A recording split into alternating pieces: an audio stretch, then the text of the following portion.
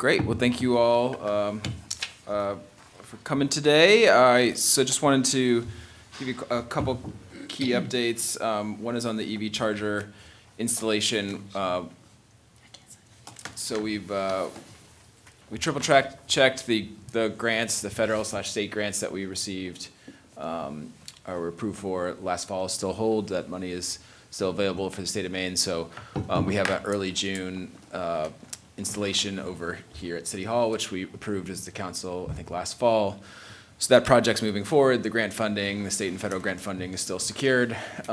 We've been in, as part of that, we also kind of test drove some signs on the current free EV chargers that are over there on the Franklin Street. I think NATO's around $400 or $500 that's been collected thus far, not nearly covering, it's about $7,000 to $8,000 a year in electricity the city's been providing for free for the past 4 or 5 years. So, I think I'm just going to move forward, and a good bulk of those donations have come from me. And one other person is so I think we're going to take down that infrastructure once the new in early June. It looks like June 10th. We'll send out a press release on it just so folks know. But lining up with Versant Power and Revision and our Public Works team to install those 8 new EV chargers that'll be pay-for chargers with credit cards. So going forward, probably going to set a market rate at about 36 cents or about 24 cents a kilowatt hour now. So it'll be at 36 cents. We'll see how the kind of usage goes on those spots. 2 of those spots will be reserved for the 2 city EV that we have. So those will be parked there each night and kind of reserved for city vehicle EVs. We'll kind of monitor how usage goes, but they're not restricted to EVs only. I'll probably have 3 spots that'll be EV only in the near term, and then 2 spots for the city vehicles, and then the other 2 we'll kind of see if there's tons of EVs there this summer. Maybe we have their EV restricted for this summer, so we can encourage people to come here, charge, frequent and shop our downtown businesses. If they're not being used, they'll open it up to others. I think it also allows future capacity as we have more EV vehicles for the city as we move forward. But we'll, with the not using the free chargers, this will pay for itself within really 1 year, even if there's not any usage out there in terms of not having to offer the free chargers. And I'll report back on the finances for the how much we're getting in revenue from those chargers as well. But we also have some gas savings with having 2 city vehicles out there. So, could you elaborate a little bit for the record of the 2 EV vehicles that you have possession, the city owns now, or rents now, or leases now? Yeah. What are they, and what are they used for? So there's the one that we are in possession now, which is the code car. Which is I think it's a Nissan Ariya, so a small subcompact SUV that's a 4-wheel drive. That our code car it's our current code car, and then we're adding the additional one is a Public Works Administrator car moving forward. So they'll be parked at City Hall each night. They're not take-home vehicles, and we're going to be monitoring usage for those 2. For now, as the last council meeting, we discussed a potential 3rd or 2 council meetings ago for our janitor, but we decided on the kind of smaller truck, the Maverick for them. So that's not an EV, but it'll be, it seemed like a more useful vehicle for them. So, so those are the two city vehicles as of now. That's it for EV chargers. So, we'll keep that other infrastructure around. We could maybe add it to the Harbor Park at some point and maybe add like a parking kiosk for those vehicles themselves so we can charge for them directly. There might, if in future time frame where we have additional EVs that we want to start, have at different areas of the city that we will use that for, but no more kind of free EV chargers provided for free electricity from the city from this point forward. I think unless council gives me direction, otherwise we'll stick to more of the pay system. Potholes is another thing I want to talk about. Received a few complaints. Obviously, this is mostly in the High Street area, which we've been working to help. We know that is a state project with a private contractor, but we're still trying to help as they've developed, especially when they They milled the road, and all of this rain that happened, it really was kind of a perfect storm for the creation of potholes and other pieces. But there's been other potholes that have been developed through the city. And I have had requests for sort of, can you replace my tire, or can the city from this pothole? Due to the state's defect law is pretty clear on this. And Michelle, I don't know if you have any guidance on how you've done it in the past, but if it's reported to us and we don't fix it within 24 hours, then the city is liable for that repair. And if it isn't reported to us, and somebody says, hey, you got to fix this tire, we check the system. If it's the first report, I say it hasn't been reported previously, we're fixing it now, but the city can't take the cost of repairing your tire for you. So there's been some complaints about that piece. I think I'm going to try to, how do we do better on this front? Where we are monitoring. It's one of the largest city land masses in the country. We have a lot of roads, potholes develop. At different times, it's hard to have like real time. There's the pothole. Let's send the team out there. But we are doing and especially now that we're doing this 1.6 million in city roads, probably an additional up to nearly 10 million. I'm trying to get what the factor in what the Main Street and High Street, the city projects are going to be. I think the pothole situation will be a lot better the next year. And just driving on the Bucksport Road like there's not a single pothole on that newly paved road. So one of the things I think that of not investing in roads for 5-6 years is the pothole situation of these older roads and the cracks is really starting to show as well. It's not just the condition of the road, but these kind of rainy seasons. So I want to upgrade how we treat potholes, our pothole plan, kind of pothole politics. It's a big part of being a city manager. I'm sure Michelle is. This time of year, I talked to Tammy a bit about this. Like this is the spring when this kind of happens in Ellsworth. But we've got a new fix-it ticket system we're going to start deploying hopefully in early June, and which will have the ability for people to kind of sign up for text message and alerts and to text like issues, like take a picture of the pothole if you see it, text it in, log it into our system. So how do we make it much smoother than just having to call into City Hall or having to go to the website?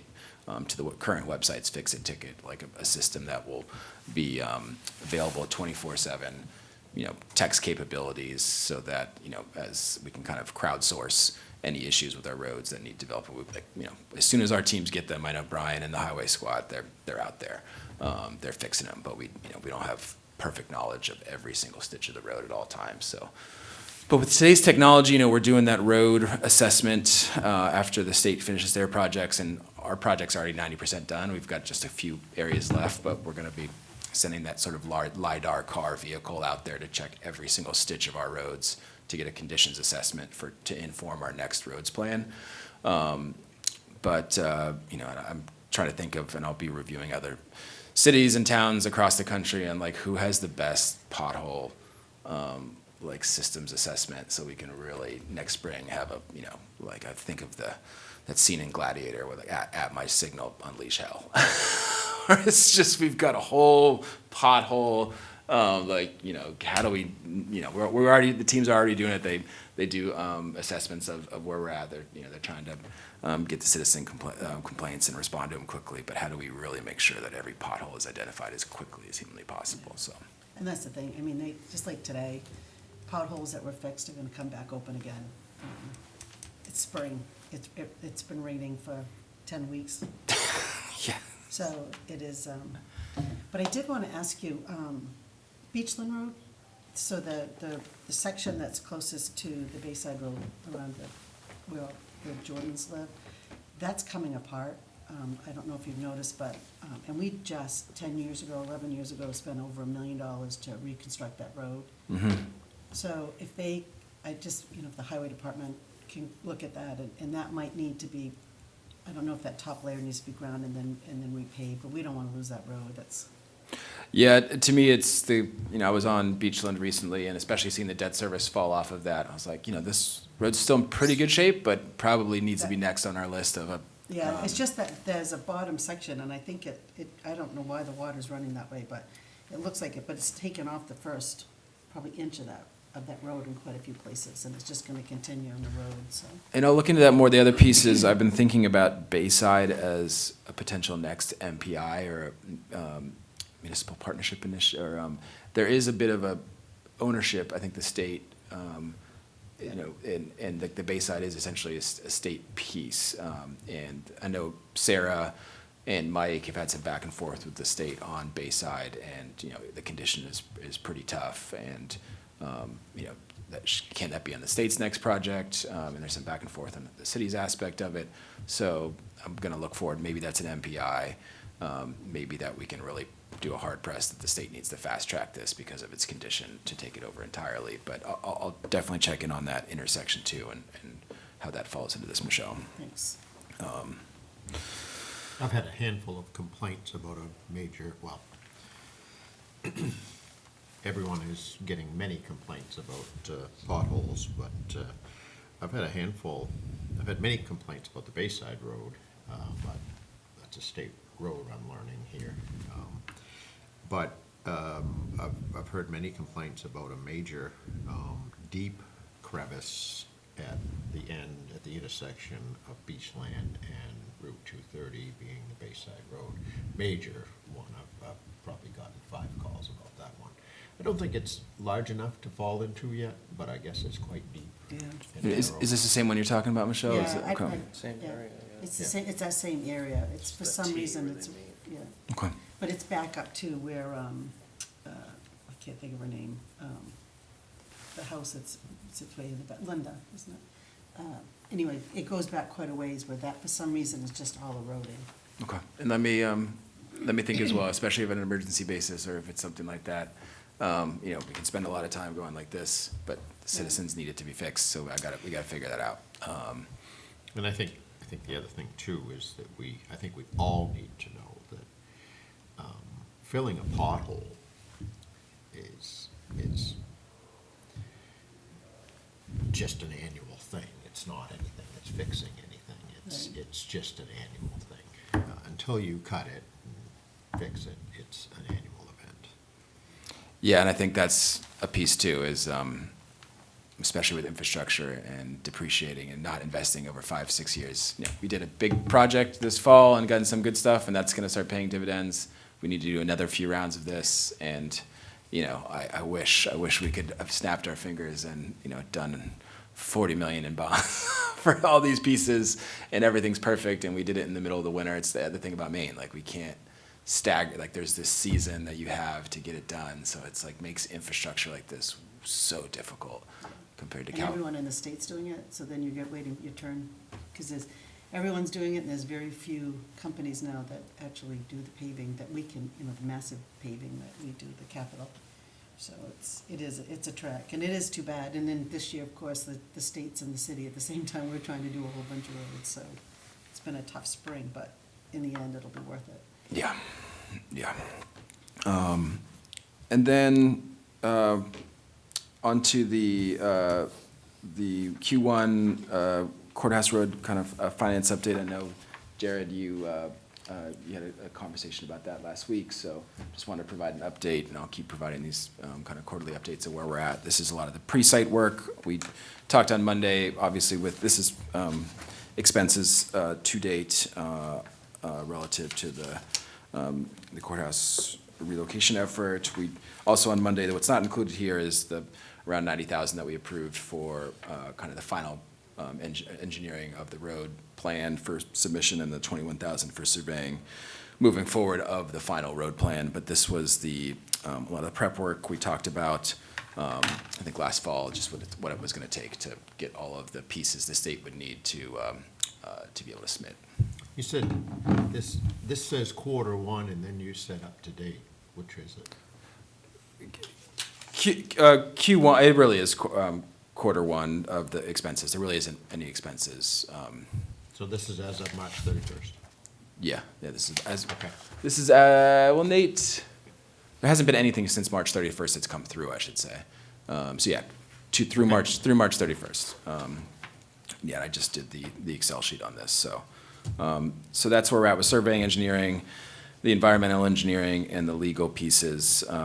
So The other update is we had also these council approved up to 215,000 for the purchase of the roads. So I've recently have signed contracts from the Merrill and Adams individuals to move forward. So those are the purchase and sale agreements. So those have to close. I think June 13th is the target date we're closing, but I think now the state has the pieces they need to close with the Wardwells on their, the land swap itself on this Surrey Road property for the Wardwell property. So I'll have a more full update. I want to have the Merrill and Adams pieces will close before I do any kind of official announcement with a press release and a further update there. But that'll also lock in the final road design and the next step of the Q2 spending report, but also like kind of a future look as well. You know, we put in an estimate based on, it's part of the engineering work that was done, based on the original road design. That'd be up to 1.5 million if we were to do it all private. Once we have the final layout and in the meets and bounds of what the road would be, we're going to do an update with our engineer on what they expect the kind of the cost to be, and then have a little bit better of an idea of city resources and how we can layer those in and costs. And also, you know, there was some reductions too, because we're not doing a construction road now. So that's the long lane construction road that was gonna have to go in with temporary power, et cetera, like that. We're now just all gonna be on the Merrill Lane extension, which will probably name transition to Merrill Drive at some point. So there's gonna be a bit of a cost savings there. But I'm also gonna be talking to some other local contractors and drilling and blasting groups to just, you know, that have a lot of more expertise in this as well, in addition to our engineer. Engineer has a ton of expertise in building roads around here and helping these projects, but also talking to them just to dial in our latest estimates and get their kind of validation. It's one of the great things about living and working in Ellsworth is we have a lot of the firms that do this type of work right here. So to kind of get some validation on some of our estimates moving forward as well. And then we'll have the Q2 piece will probably have a larger mobilization plan, timelines for when we expect to do work on the construction road access, which will probably begin late fall, early winter, and then targeting kind of February for the state's aspect of actually starting their courthouse groundbreaking as well. So, but, you know, we're finalizing the contracts and the actual areas now for submission to the DEP, but once we have that, start working with the state on what their timelines will be, what our timelines will be, so we can have not just a financial update, but a broader project update too. Yeah, that's it for me. Yeah, like I was saying before we had the little interruption, but obviously, budget's complete. Kudos to the whole team. Couldn't have done it without them, but we got across the finish line. Obviously, now we're working on the audit finish line, and I feel like we're getting ever so closer. We actually have a meeting scheduled this upcoming Thursday, with RHR, and I know Charlie's invited, and obviously, anyone else wants to be in on that, but just to kind of get an update what's going on. Obviously, we're near the end of May and want to get this thing finalized. But I do feel like we're getting closer every day. Obviously, in constant talks with them and sending them everything that they're needing. Obviously, fixing all the kinks that we have between Munis and Cassell. Hasn't been fun, but like I said, I think the process is going to be a lot smoother next year. Because thank God everything will be in Cassell, and we won't have that transition period, which was difficult for this audit for sure. But besides that, this past week we sent out RFPs to the banks for the FY26 tax anticipation note.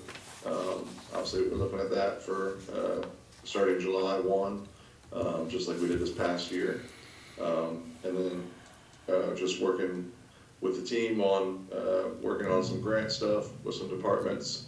But yeah, overall, like I said, just our main goal is to get the auditors what they need so we can get this thing finalized and everything's up to date, and working on encumbrances for next year, which we haven't had in a while. But that's obviously our goal for the team as well, is to get that encumbrance process for this to finish up this fiscal year. But that's where we're at right now. Great. I would think there would be some value in, once the audit is complete, I've only seen it once since I've been here, is having the actual audit firm go over that with the finance committee. That's happened one time since I've been here, and it was very informative, so that we've got the audit, a couple of weeks in, I think his name is Ron, Yep, is that right? yep. Have Ron come and just go over some highlights of that and hit a question-answer session type of thing. It's happened once, and I really liked it. It was pretty informative. I'm not opposed to that at all. I mean, obviously, just with everything else, as transparent as possible. I know we obviously post this on the website, and everyone's welcome to see it. But let's be honest, for most people, looking at the audit is like looking at Hebrew. They don't understand it. So it would be great to have someone from the audit team there to, like I said, answer questions and kind of go over the highlights. I have no problems with that at all. So. I think it's of great value, and it also tells the public how far we've come. Yeah, Great recommendations. Yeah. yeah, love that. 2024 is going to be an interesting audit. Obviously, I was only here for about 10% of that time. I kind of my own audit that we did of that last year and getting the software implementation, but it's also an important one to get that kind of undesignated fund balance so that we can over to our reconcile, which and I think we have a meeting next week or the week thereafter, Nate, with RHR and myself and Tammy, our Tammy. Yeah, this upcoming Thursday, so Okay. 6 days from now. So hopefully we can get a little bit more dialed into exactly when that's going to be delivered back to us. So Great. So that's all I got. Thank you. I have one last thing before we open up to community questions was the track. Amy, I know we talked at budget a little bit last week on what the city's contribution, where we had a great conversation with Amy and her finance team and the athletic director.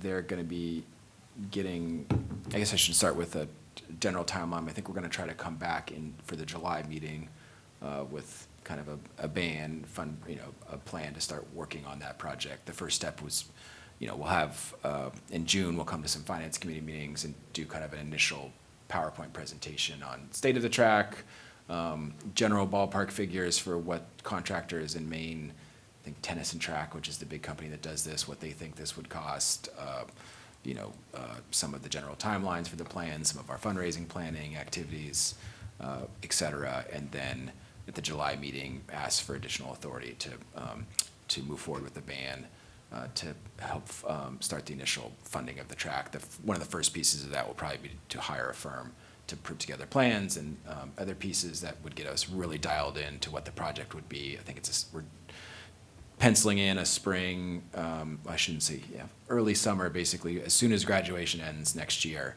that they'd be, tearing up the old track, putting in the new track. There's some soccer field changes that may need to happen. They're starting to think about the lights for that area too. So that's the general timeline and the general plan we have together.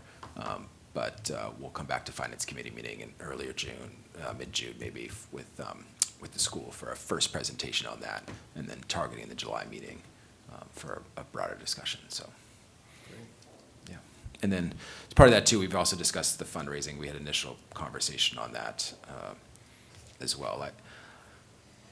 We're talking about fundraising committees and other pieces. I'm also thinking of potentially, especially for the first one like this joint area, is hiring a fundraising consultant. I used to be in the political fundraising business, and it's getting a good plan together on with the fundraising consultant can really help build your base and how you build out your committees and your target donors and your full fundraising plan, especially if you don't have internal resources that are expert in that already. And then we can take that to other projects as well. So I'm looking forward to that, so we can start minimizing taxpayer impact, not just putting the entire cost of these on the general taxpayer, especially for a piece like this, which is such a community and region-wide aspect. I really want to make sure that we're broadening the financial contributors to the project. So could include naming rights and branding rights, could not include that, depending on how folks consider that type of thing too. So we'll keep it all on track. Keep it on track. You and your dad jokes. We also have the joint committee next week on the cannabis, May 29th, or No, I won't be here. You're missing out. That's when I'm leaving for Vegas. Well, sounds like more fun. Yeah.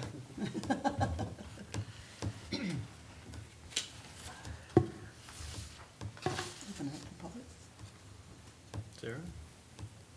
Anybody else have anything? Okay, I need to Please. introduce myself. Sarah Lesko, library. I had just two things I wanted to ask about today. The first is the surplus TIF funds. And I've been doing a little reading about what they can be used for, but is there a possibility that some of them can go towards updating the library's remote workspace and tech lab? I'm trying to get my ducks in a row for the next year for grant funding and applications and what we could take off of our big renovation to bring it down. So I'm looking at what small projects can be done first. And this is one of the bigger ones on the list that could be done early. I mean, it's something that we have remote workers in the building every day. We help people with job applications and resumes, and we do printing for small businesses. It seems to fit a lot of the requirements for TIF funds, but I don't know enough about it. have you read I can send you our economic development omnibus TIF, which is pretty specific on exactly Okay. what our TIF What it can be can used be. for. And I should say there is a grant matching aspect to it that could be in that category. I don't, off the top of my head, I Okay. don't think we could just directly invest in a library project under the way the current TIF is designed with surplus TIF funds. I don't think so, but I think that's one of those, you know, like, when we're with the consultant and we talk about if that's is helping our home businesses, you know, that could be something, if we have a project or that could work towards that, and if the library is part of it, I think that absolutely, you know, Okay. if it's an overall theme. Yeah, or like the downtown TIF I don't Portage think our current District. one does it. No, I don't think our current one does it, but we could also include that like in an investment in the downtown TIF Portage District. Exactly, yeah. Which there's kind of a mechanism, if we establish a downtown TIF Portage District, then we can make those kind of investments in there. Whether it's unallocated TIF funding that we encumber forward to the next year. But there'll be, I think there'll, to your point, Michelle, there'll be a lot of probably competing on how we use that unallocated TIF. So I'm gonna say this one more time. There's no such thing as surplus TIF. Okay, Because it's a fund. yeah. And it's actually meant to grow because it's a capital fund, right? Mm-hmm. And it's for specific projects. It's not for operations, it's not for anything like that. Yeah. So we have a balance in our fund, our TIF fund, but we do not have surplus and we do not have unallocated TIFs. Because you don't ever allocate an entire year's TIF every single year, or else you will never have anything for future projects.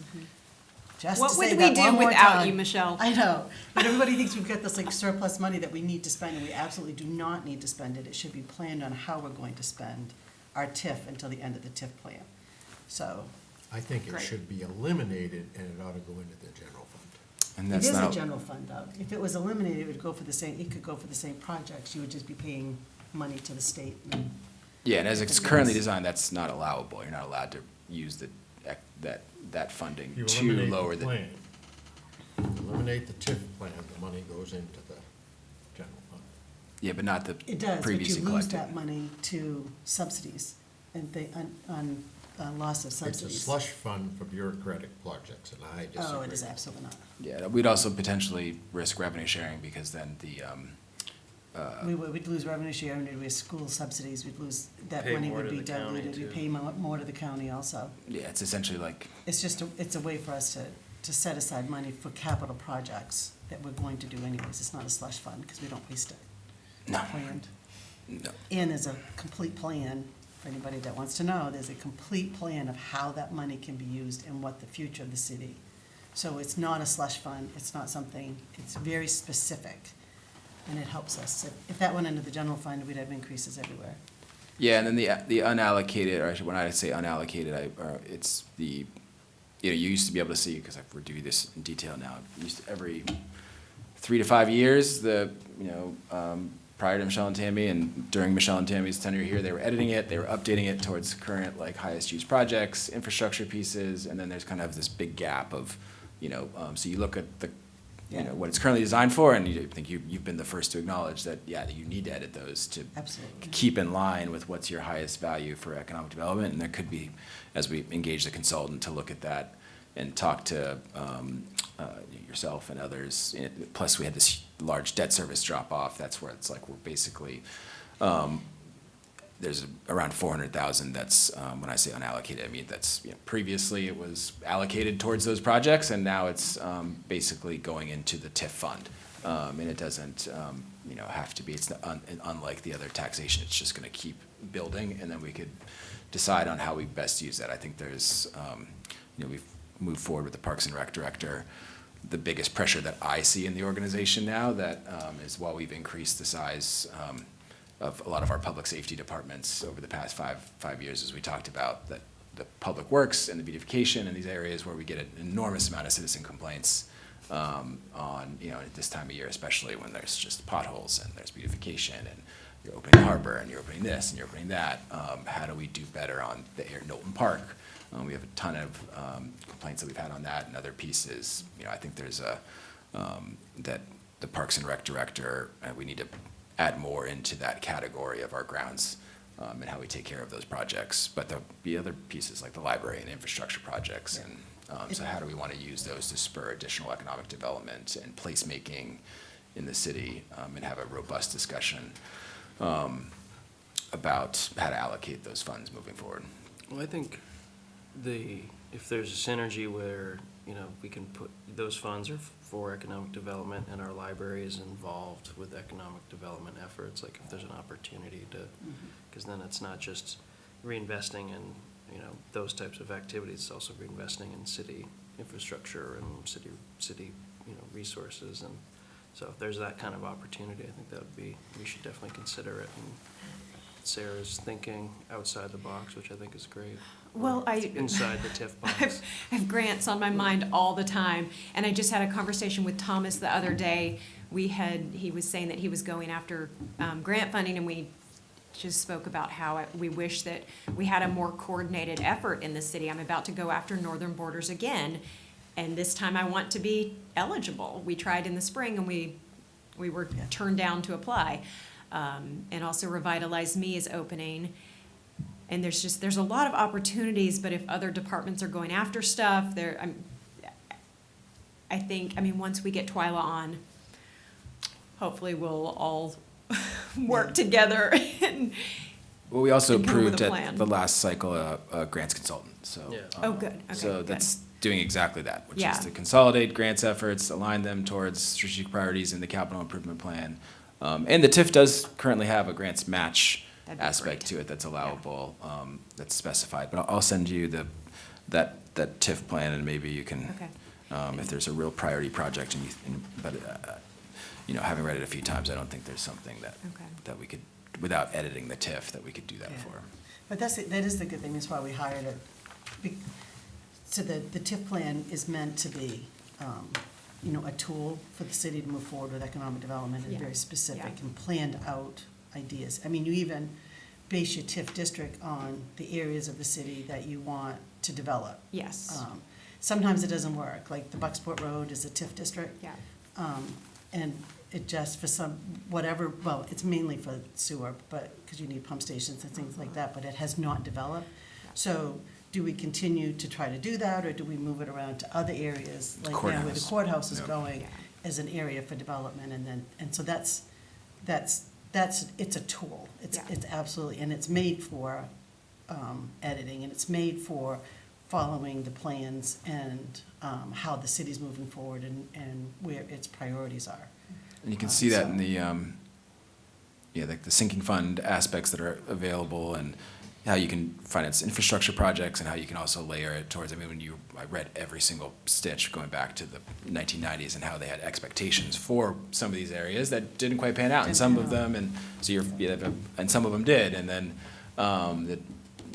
in general, and also just the design of them too. Ellsworth is lucky in that it's one of the largest municipal land masses in the country, and the TIF is up to 5% of your land mass, so it actually, we're about 2.5% now, but so we'll have a lot more discussion of that moving forward, than how you don't have to pull out 100% of those TIFs as well. I think we're at like 67% or 65% of the current TIF districts for economic development, but they're also staggered to kind of go down so that when it drops off, like you don't just cliff of now we can't fund the economic development department and those types of, but how to maybe we layer new TIF districts in around the courthouse area and that kind of piece that could be towards housing, and then, this Water Street area, towards the harbor if areas that you feel like could be a real, with current understanding of where the increase in valuation is, that can kind of be layered in as others fall off. So it's complicated and important also because, it keeps the value. We saw a $0.6 billion valuation increase. As those continue to go, you start losing, growth is great. Obviously, we want to keep encouraging valuation increases, but also it can start affecting your revenue sharing.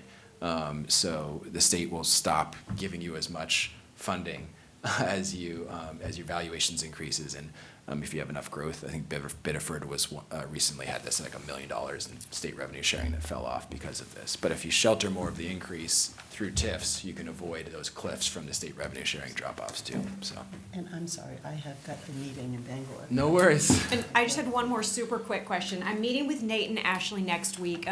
It's mainly we got this big trust, and the library Fund 80 accounts are supposed to be earning interest. And this is something I had asked them about, and we'll talk about it next week. But I just want to make sure, especially now that we have these extra funds, I want to make sure we're getting the interest on it. Do you know anything about the history of that? I have emails from Tammy from the past, but the accounts haven't been earning interest. I don't. Okay. Tammy would be the better person for that, Okay. because that's probably after I left. Yeah. Those Yeah, it was emails. like 2020, 2019, I don't know. 2019, yeah, I was gone by then, so I wouldn't Okay. know anything about it. Okay. Yeah, you can follow up with Nate and Ashley on if it's currently entering interest. And I don't know how you guys redid the Fund 80 account, but we'll make sure it's in line for that. Have to- Before we open it up any further, I would just like to go on the record as I've had several conversations about TIF in Augusta, and I believe the city of Ellsworth should treat everybody the same, and we should eliminate the TIF so you're not favoring one business over another. And I think that if you eliminate the TIF according to Augusta, that money goes into the fund, general fund, and there's no more special treatment for special people.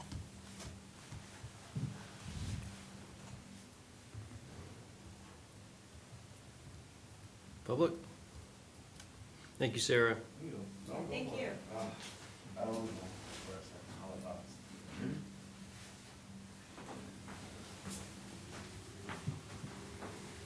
You don't have to stay if you don't want to, Sarah. Good morning, Jared, resident. I guess my comment or conversation would also be along the TIF and kind of looking into it and seeing what it's been used or what it's allowed to be used for. And notice one of the things was for like sidewalks and walkability. And so I didn't know when we start to either move away from TIF or we're gonna dive into it and kind of bring it back up to speed, if one of the things that we might be able to look into is making it so the city there's walkability through those TIF districts. Because we have districts and we can spend TIF money on certain things so people can make it their way through these districts, but then we could also take TIF money and purchase sidewalk plows and stuff like that with the TIF money to maintain those sidewalks obviously you wouldn't be able to take that $90,000 sidewalk plow and take it to a non-TIF district, but I didn't know, like, if the TIF district bought the 90,000, if you could pro-rata the hours to offset the cost. I just kind of been diving into it as well as finance is slowing down, so I'm looking into other things and this and that, and I noticed, and then I started looking at the districts, and I'm like, wow, if walkability is one thing, you can't really walk through a lot of these TIF districts, and they're not really hooked to the urban core, and not everybody has a vehicle to get from point A to point B. So, That's a good point, I think, as we're reimagining them and, especially downtown, right? Like, if we're Water Street and all that, if we can use it to expand. Well, that's the interesting thing, and yeah, I love where your head's at, Jared. I was at the same place as you, and then Tammy broke my heart in a because of the nature of, like, I thought about because they mentions the sidewalks and the plows and these other pieces, and we had some aspects of public works area, but I also think that staffing for those pieces to be able to maintain our sidewalks, not just plowing, but repairs.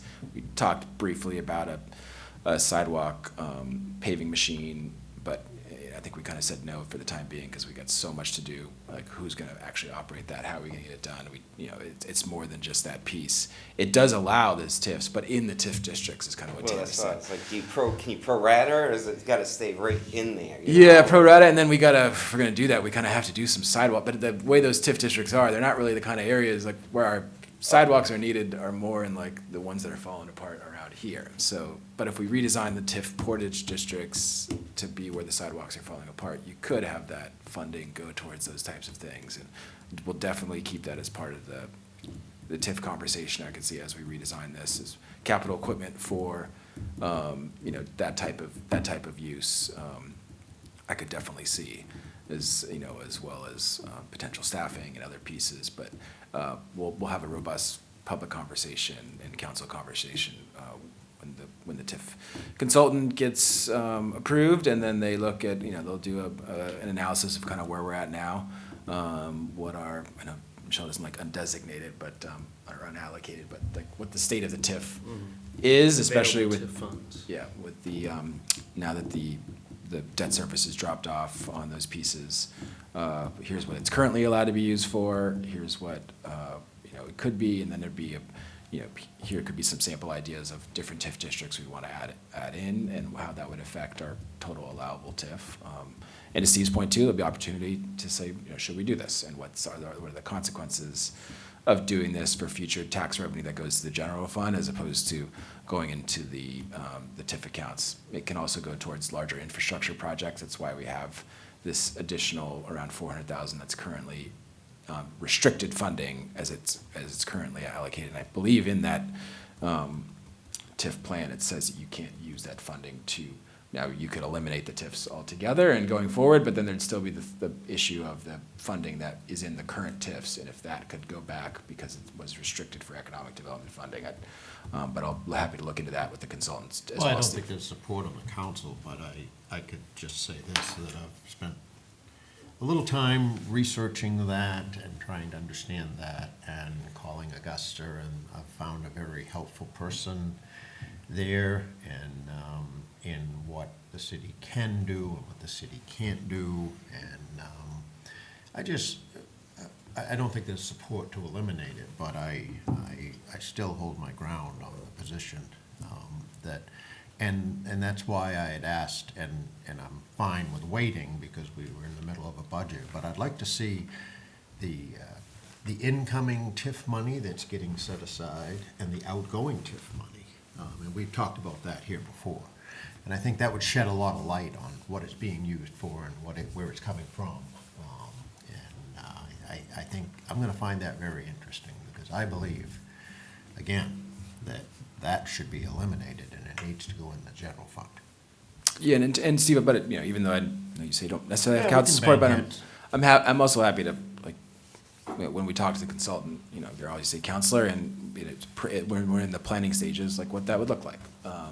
If you want, if you want to see what it would look like if we eliminated the TIF fund, and to answer the question that I just said, which is, I know right now it's like definitely not allowable to use surplus TIF funding, or I shouldn't say surplus, but Available. TIF funding. I'm sorry, everybody has their own triggers around here. The available TIF funding to reduce like the general fund tax obligation. I know under the current, like we can't do that. That's restricted. I agree with that. But If if you we- didn't have the fund, you wouldn't be having the conversation. Right, so if we, let's say we eliminated the fund, again, there may or may not be council. Whatever. If you did I'd just that, like to see the numbers. yeah, what could you do? Would that include what went into the TIF fund previously, or would it just be going forward eliminating the TIF districts? Of course, if you eliminate the TIF districts, you're no longer generating the revenue from the TIF districts. That money would naturally go back in. But the $400,000 that's anticipated to be generated, that's in surplus in the TIF, can that also go back in the general fund? I don't know the answer to that question, so I can have the consultant kind of answer some of those pieces too, on just the accounting of the TIF for your purposes, Steve. I like Jared's thinking about, how we can use these funds, and sidewalks are definitely a need in many areas, and I think thank you. Yeah, and with Twyla, one of the things I'm sending her, is this piece. I think the design of it is to, hey, allocate it to what the city currently would be of the highest value to help livability, economic development, and placemaking here. So that will be a project led by the economic development director and the TIF reallocations. And you could see previously, like reading the old TIFs up till the last time, Michelle, like they were almost like economic development plans.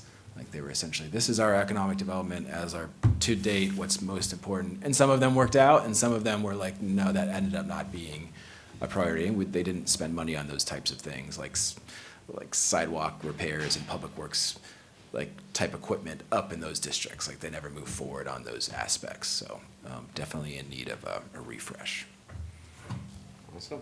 Well, thank you guys. Enjoy the weekend. You Thanks, too, Jared. Jared, thank you.